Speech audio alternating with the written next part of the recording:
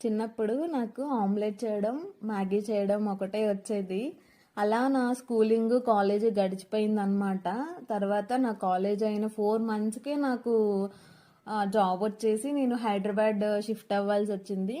హైదరాబాద్‌లో హాస్టల్‌లోనే కదా అనేసని వెళ్ళిపోయాము. హాస్టల్లోకి వెళ్ళిన తర్వాత హాస్టల్ ఫుడ్ ఎలా ఉంటుందో తెలుసు కదా, అస్సలు పడేది కాదు. కడుపు నొప్పి వచ్చేసేది తినలేక.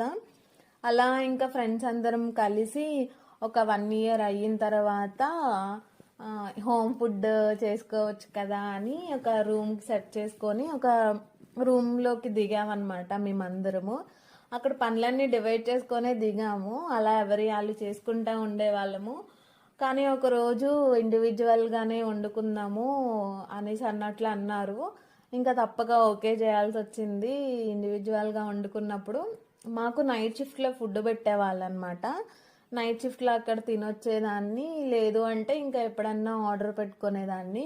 ఇంకా వీకెండ్స్లో అయితే ఆఫీస్ ఉండదు కదా, కొంచెం ఇబ్బంది అనిపించేది. అప్పుడు ఓన్లీ రైస్ పెట్టుకొని ఆమ్లెట్ వేసుకొని ఇంకా సరిపెట్టేసుకునేదాన్ని, లేదంటే మ్యాగీ చేసుకునేదాన్ని. అలా ఒకరోజు మా పెద్దక్క వచ్చారనమాట.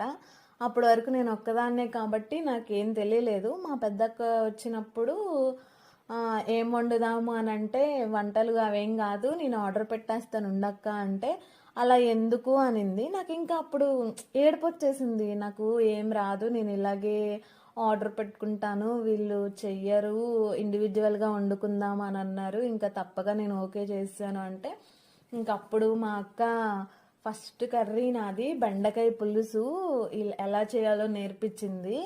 అసలు ఆ రోజు చాలా బాగా వచ్చింది. నాకు ఇంకా టేస్ట్ గుర్తుంది. ఇలాగే సింపుల్గానే చేయొచ్చు వంటలు, మసాలాలు అవి వేస్తేనే వంట కాదు, చాలా ఇష్టంతో చేస్తే ఏదైనా బాగా వస్తుంది అని చెప్పింది. ఇంకా ఆ రోజు నుండి మనం చికెన్ బిర్యానీలు, మటన్ బిర్యానీలు, ఫిష్లు, ప్రాన్లు, చేపలు, చేపలు వండడం రాదు, అదొకటి, మిగిలినవన్నీ బాగా చేస్తాను. ఎప్పుడు మంచిగా రాదు కదా, ఏదో ఒక రోజు ఫ్లాప్ అవుతుంది. మ్యాక్సిమం హిట్సే ఉంటాయి, రేర్గా ఫ్లాప్స్ ఉంటాయి. ఆ ఫ్లాప్స్లోనే అయ్యింది ఇది. యాక్చువల్లీ ఇది తాటి కుడుములు అని స్టార్ట్ చేసాము, ఇది తాటి కేసరైంది. బట్ టేస్ట్ మాత్రం బాగానే ఉంది. మీరైతే చిన్న లైక్ ఇచ్చి సబ్స్క్రైబ్ చేసి వెళ్ళొచ్చు కదా. Thank you for watching.